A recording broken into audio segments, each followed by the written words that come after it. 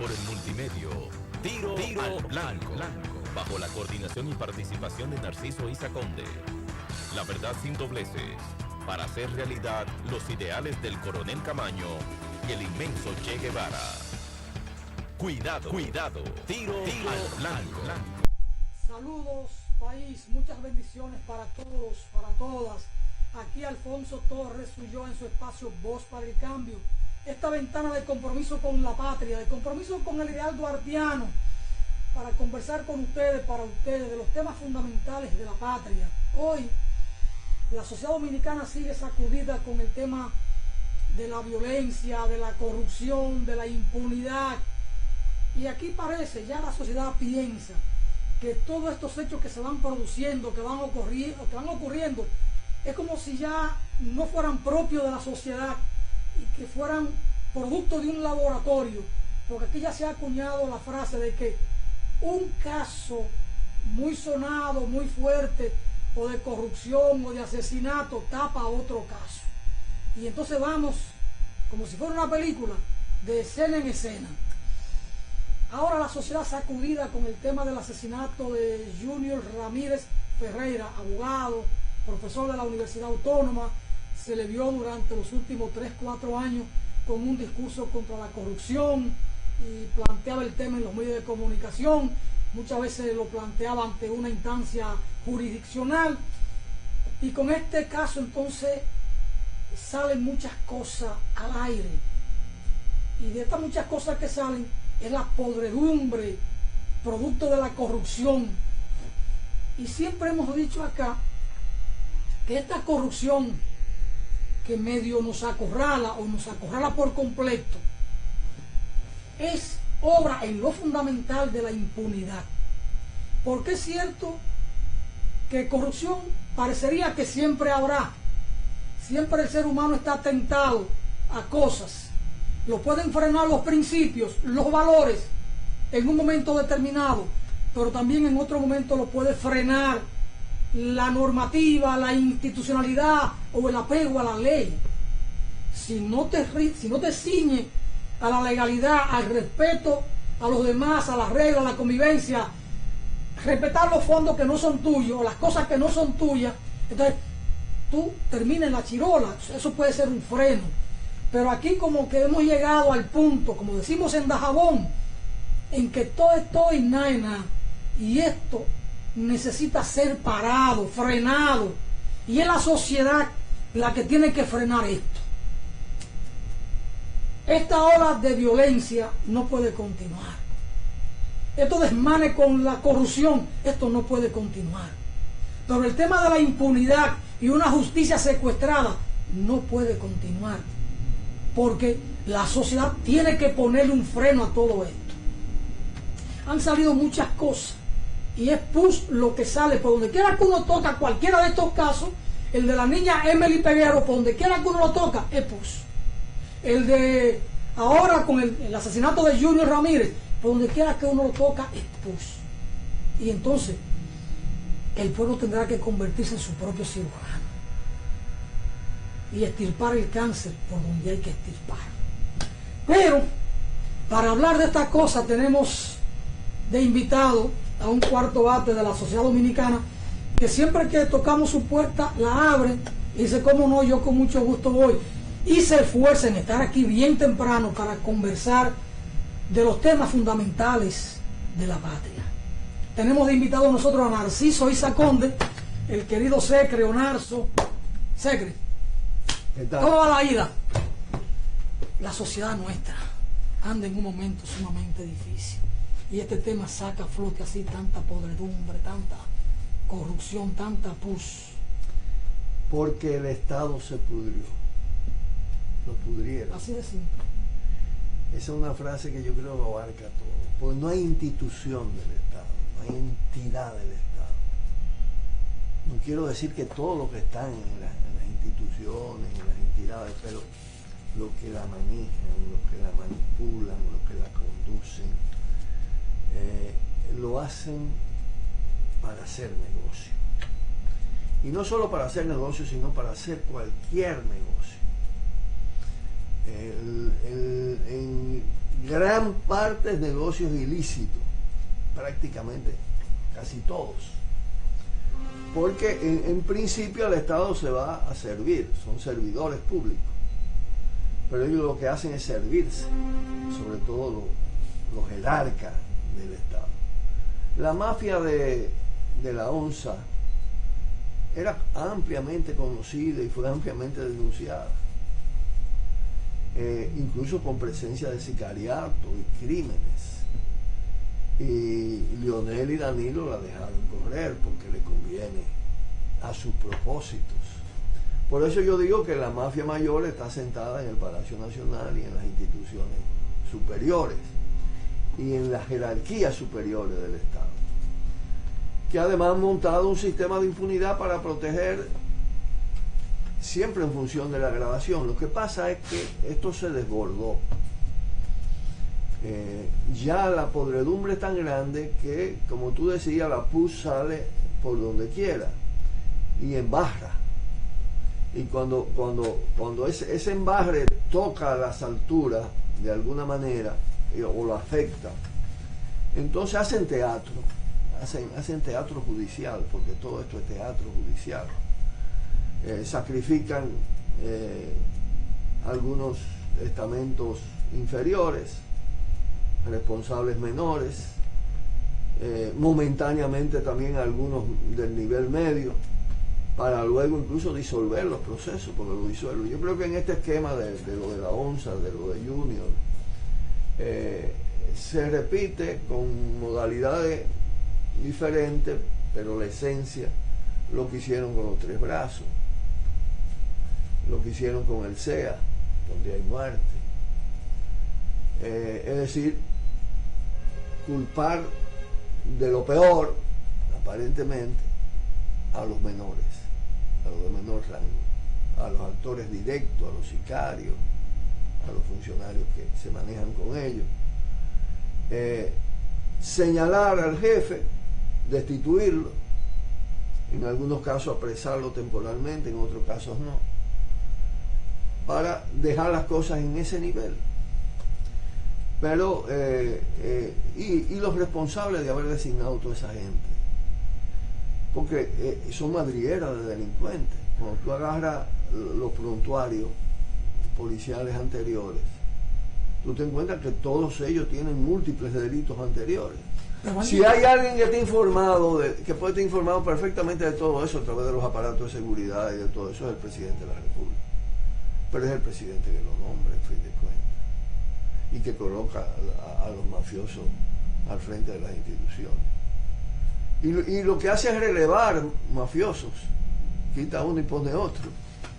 Pero aquí como que han llevado a la sociedad a un estado del morbo, y el morbo lo domina todo, la prensa, los grandes titulares, porque en un momento el tema era los haitises, la cementera, de ahí pasamos al tema Barrigol en Cotuí, de ahí nos trasladamos al tema Loma Miranda en La Vega, inmediaciones de Bonao, y ahora el tema es San Juan de la Maguana, pero estuvimos hablando del tema de la Unigol en Restauración, aquí en Piedra Blanca, pero luego pasamos que el tema Odebrecht ya queda sepultado y ahora viene el tema asesinato de Junior Ramírez. Mira, entonces como que es un tema, bueno, pasamos hasta el tema de Meli Peguero.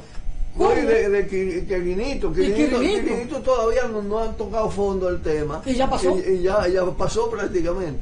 Porque además hay una manipulación mediática. Es que los grandes medios son cómplices de todo esto. ¿Cuál es el titular que te aparece? Presidente destituye a fulano de tal. Pero pudiera ser su otro titular. Los responsables de esto estaban designados de hace tiempo y tenían crímenes. Yo te lo estoy poniendo largo el titular. Tenían antecedentes criminales. Todos tenían antecedentes y el presidente lo nombró. El presidente había nombrado gente con antecedentes criminales. Pues, mire ese titular. Pero no es ese que ponen. Es el presidente destituyendo. Porque además ellos se han especializado en el manejo mediático para sustituir la verdad, la realidad, los hechos, por situaciones virtuales, ¿no? Y te arman.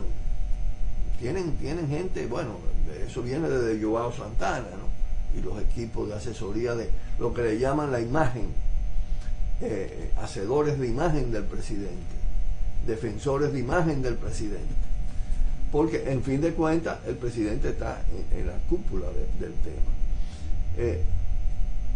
El hecho criminal de Odebrecht en Punta Catalina no te lo toca ningún gran medio de comunicación como hecho criminal. Un presidente que hizo la gestión de ese contrato sobrevaluado. Es decir, estamos hablando de una estafa de más de 1.000 millones al pueblo dominicano.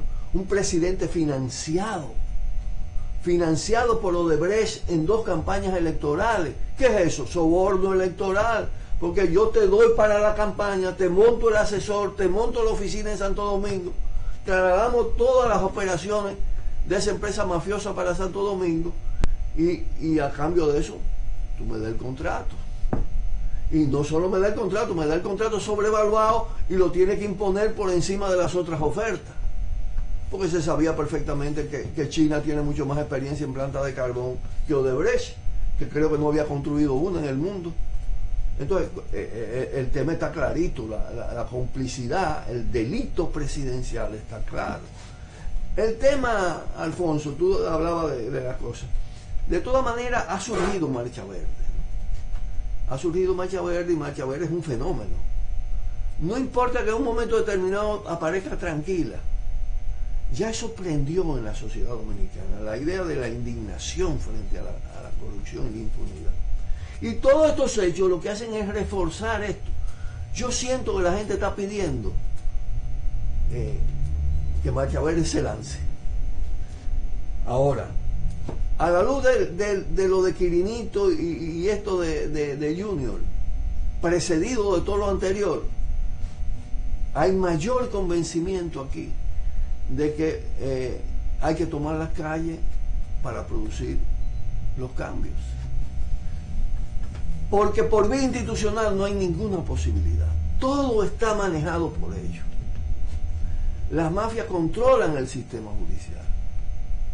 Y yo digo, y las mafias están dirigidas, están articuladas, pero también se desbordan. Se desbordan, porque es decir, cuando tú pudres las instituciones, tú pierdes también el control de las propias mafias. Se hace una práctica de todo esto, es decir, en todo están buscando la ventaja, el negocio, la extorsión, y entonces vienen los chantajistas también a operar, y se crean también las camadas de abogados al servicio de los criminales, de los delincuentes, de los corruptos. Se van creando toda una camada bajo el principio de que el abogado está hecho para defender. Pero yo digo que hay abogado para una cosa y hay abogado para otra. Pero de más en más es una ruptura total con los valores éticos que trasciende al propio Estado, porque aquí está vinculado el gran empresariado en todo esto.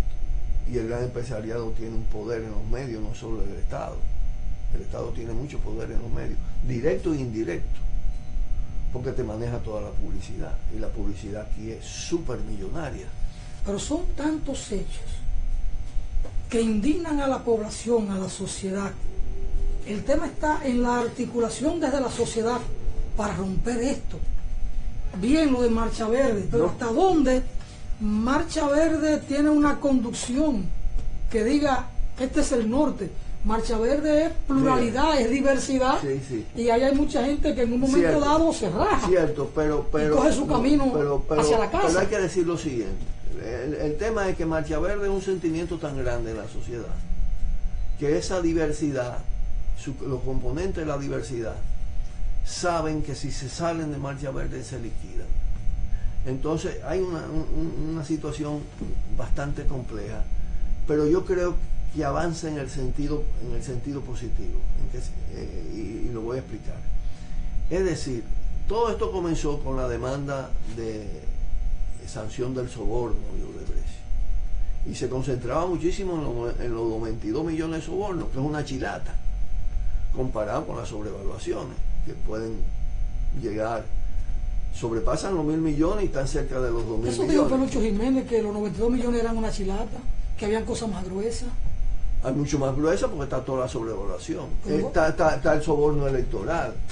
Es decir, yo estimé por el monto general que movió Odebrecht en las candidaturas presidenciales en el continente y en África, que a República Dominicana le debieron tocar no menos de 500 millones de dólares en las dos campañas de Danilo. Entonces, estamos hablando de suma muy superior a los 92. La sobrevaluación de Punta Catalina cerca o sobrepasa un poquito los 1.000 millones de dólares.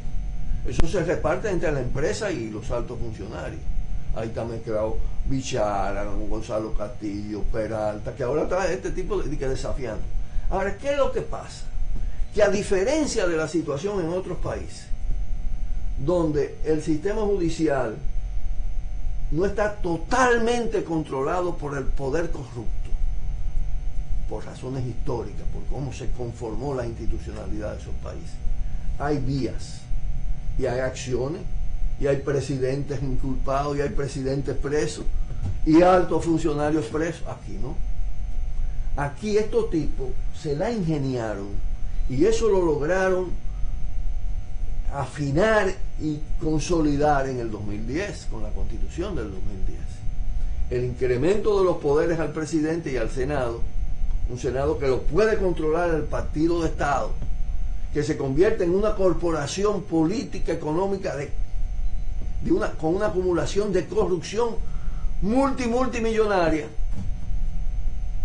controla todas las instituciones del país. Entonces el desafío para la sociedad dominicana es mucho mayor que en las otras, porque no se trata de un reclamo de justicia para llevar a una gente a los tribunales. Es que no hay tribunales. Es que no hay tribunales que hagan justicia. No hay tribunales que hagan justicia. Por como lo manipulan todo. Yo no estoy diciendo que no hay un juez justo, ni una jueza justa, lo hay, pero cómo lo manipulan, como pasa con la policía. ¿Quién usurpa? ¿Quién la maneja? ¿Quiénes la manejan? Entonces te da una institución controlada por las mafias políticas, por las mafias económicas, en relación con las mafias comunes, incluso con las mafias empresariales. Entonces, la tarea de envergadura se trata de llevar esta sociedad a un nivel de movilización que logre desplomar estas instituciones. Y la gente quisiera que eso se hiciera de la manera menos traumática posible. Pero muchas veces se habla de las corporaciones mediáticas que existen, que están ahí, pero también hay espacios que se pueden utilizar.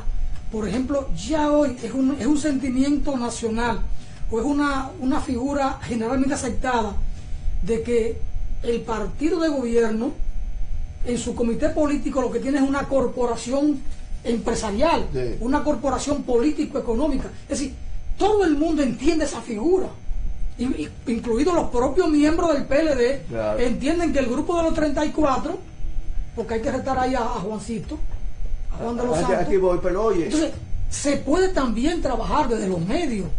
No, bueno, y se está a decir. Hay brechas que hay que. Lo que se está haciendo en las redes, lo que se está haciendo en las redes y lo que se está haciendo en las ventanitas que hay.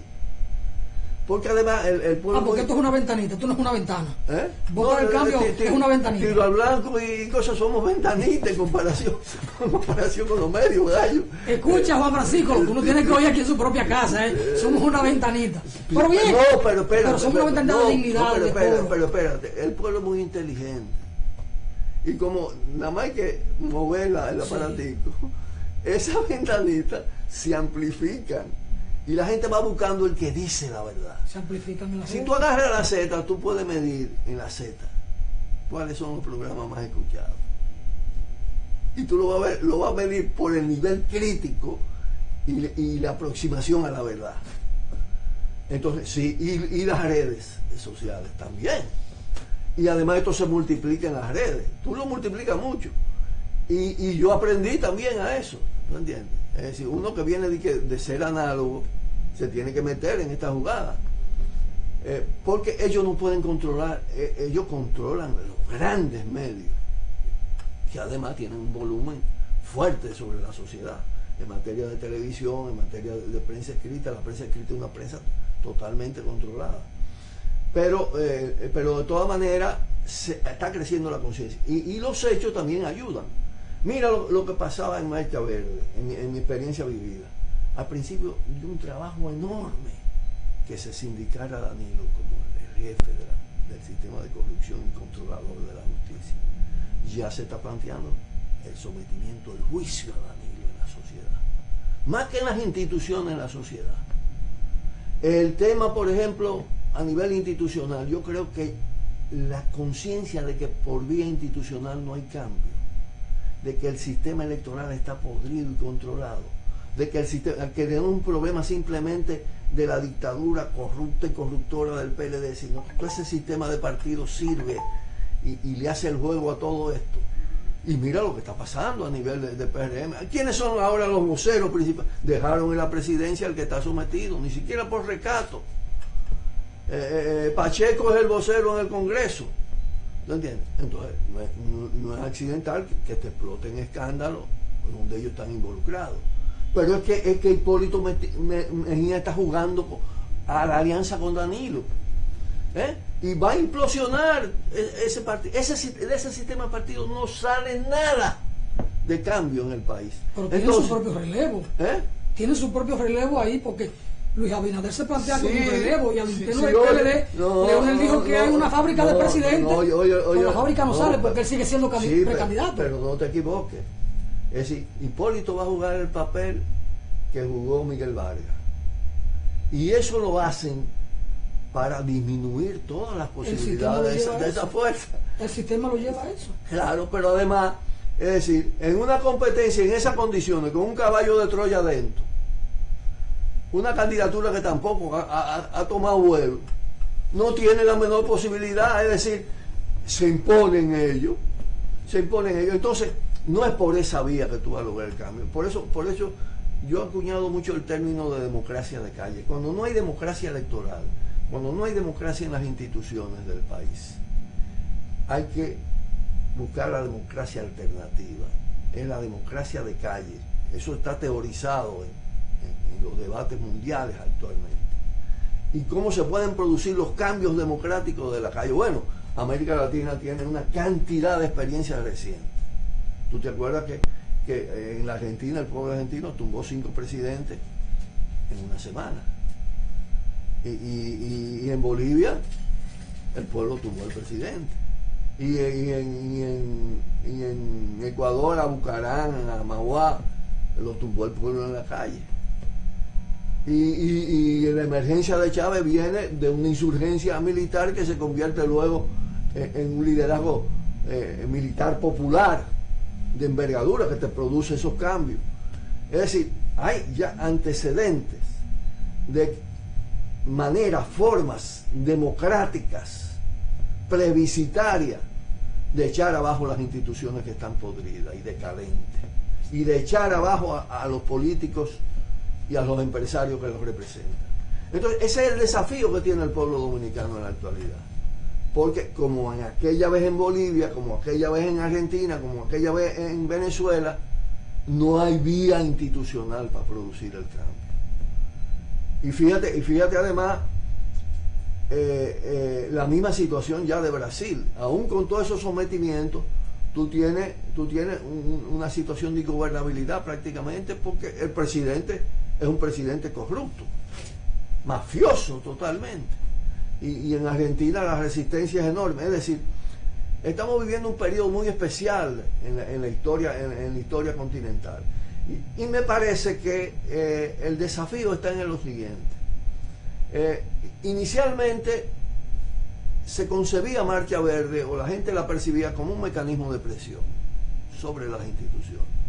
Pero si las instituciones no abren brecha, no hay recodo, no hay atajo para nada, ni siquiera para sanciones, y todo está aquí.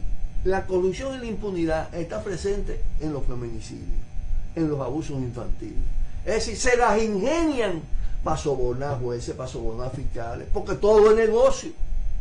Y ese es el ejemplo que dan. Es decir, el fiscal el juez, la jueza, vuelvo y digo, no todos y todas, pero cada vez más, lo que miran es para arriba.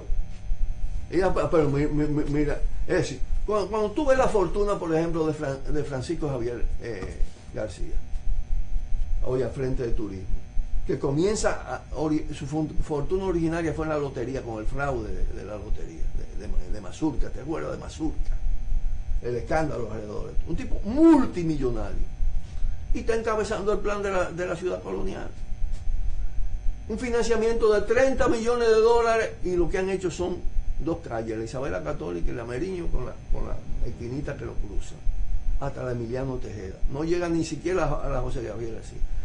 Yo acabo de hacer una denuncia que está en el portal de la Z, y ayer lo traté en el programa, de todas las barbaridades que se han hecho ahí, y la mala calidad de la obra, y dónde está el dinero.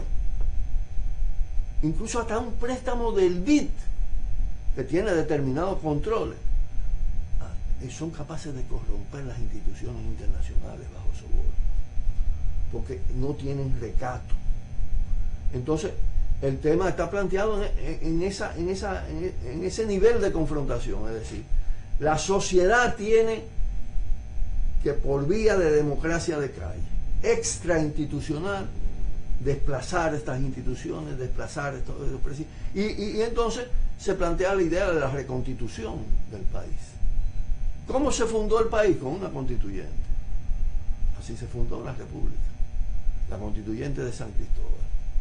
¿Cómo se tiene que refundar o reconstituir o reconstruir las instituciones? Con una constituyente.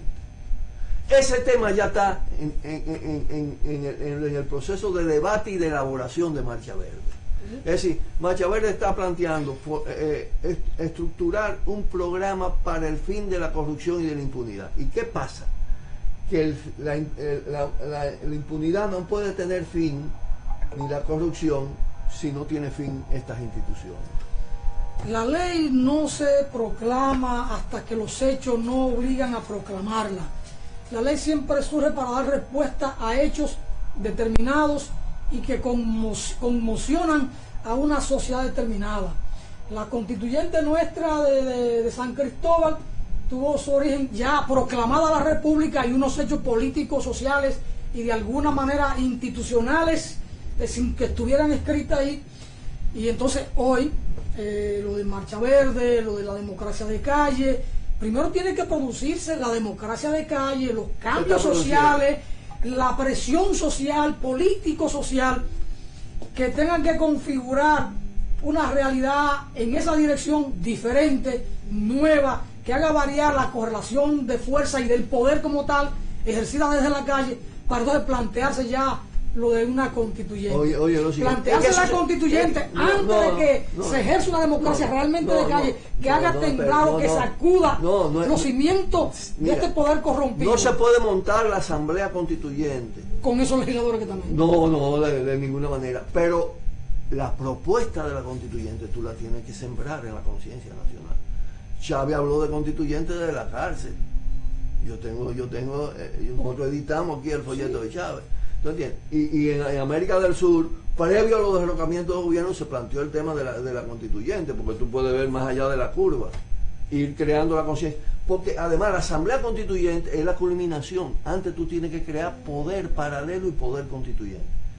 Que yo te digo que eso está en cierta medida en gestación. Naturalmente, como espacio siempre en disputa. En el caso de Marcha Verde, primero, Marcha Verde le arrebató el poder de convocatoria al sistema de partidos. Los partidos no pueden hacer la movilización. ¿Se mantendrá? Ese nivel de convocatoria. Ese es el desafío. Ahí está el 20. Ese es el desafío. Ahí está el 20. Entonces, claro, por eso yo apuesto a Hipólito, por eso yo apuesto con todos los recursos. Por eso yo apuestan al 20. Nosotros tenemos que apostar a que la situación se defina antes del 20. O si no se define antes del 20, a que las circunstancias sean tales que el 20 no sea como fueron los 20 de antes o los 16 de antes. Porque no van a ser iguales. Porque cuando la sociedad va cambiando su nivel y profundizando su conciencia, las cosas cambian. Es que Hipólito es un bagazo político. es que Danilo Medina puede hacer todos los esfuerzos sobornando, montando encuestas, todas las cosas, pero Danilo Medina tiene el poder clientelar que le da el ejercicio presidencial, que no es despreciable. ¿Y Leonel? Y Leonel peor, porque está fuera de la presidencia, está mucho peor. ¿Y Reinaldo? Y por eso que no me hable de Miren, eso. señores, Por eso que los PLDistas apuestan a Danilo, porque tiene el poder clientelar y la capacidad económica y del manejo del Estado para ponerle en las elecciones. Pero ya todo eso está precarizado, es decir, todo eso está reducido su impacto en la sociedad dominicana, porque hay un despertar. Naturalmente, el despertar no significa que necesariamente las cosas se den de la mejor manera. Todo va a depender de cómo se conduzca todo esto, cómo se comportan los diferentes actores, las diferentes fuerzas, la diversidad. Pero yo creo que hay una oportunidad. Danilo, como buen balaguerista, él tumba los alfiles en el juego de ajedrez, que son los Manuel Rivas, miembro del Comité Central, pero no tumba una torre ni nada por ningún caballo. Ahí sigue ese comité político intacto, eso no lo toca a nadie, claro. José Euclides y compañía. Pero además la manera como termina Díaz Rúa suelto y Rondón,